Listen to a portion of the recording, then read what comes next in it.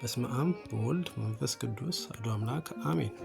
ዛሬ ስለ አቡነ አረጋዊ ወይም ዘሚካኤል ታሪክ ባጭሩ ላካፍላችሁ። አቡነ አረጋዊ ትውልዳቸው ሮም ሲሆን ወላጆቻቸው ንጉሥ ይስሐቅና ንግሥት አድና ይባላሉ። በመጀመሪያ ስማቸው ዘሚካኤል ይባል ነበር።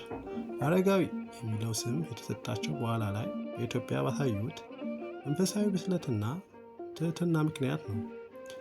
በአምስተኛው መቶ ክፍለ ዘመን መጨረሻ አካባቢ በሃይማኖት ምክንያት ከሮም ተነስተው ወደ ኢትዮጵያ ወይም አክሱም ከመጡት 9 ቅዱሳን አንዱና ዋናው እሳቸው ነበሩ። በወቅቱ በኢትዮጵያ ነግሶ የነበረው ንጉሥ አልዓሜዳ በክብር ተቀብሏቸዋል።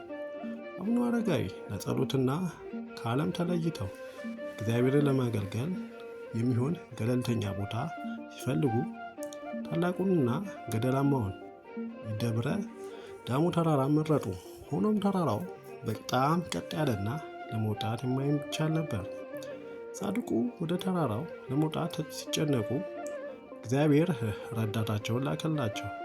አንድ ግዙፍ ዘንዶ ታዘዛቸውና በጅራቱ ጠቅልሎ ወደ ተራራው ጫፍ አወጣቸው። ዛሬም ድረስ በገዳሙ ግድግዳ ላይ ይህ ታሪክ የሚያሳይ ስዕል አለ። መነኮሳቱ ይህ ታሪክ በማሰብ እስከ ዛሬ ድረስ በገመድ ብቻ ወደ ገዳሙ ይወጣሉ። አቡነ አረጋዊ በደብረ ዳሞ ላይ ገዳም መስርተው ብዙ ደቀ መዝሙር ፈሩ። በስተመጨረሻ በ99 ዓመታቸው በጥቅምት 14 ቀን እንደ ሄኖክ እና ኤልያስ ተሰውረዋል ተብሎ ይታመናል። ስብሐት ለእግዚአብሔር። ይቆየን።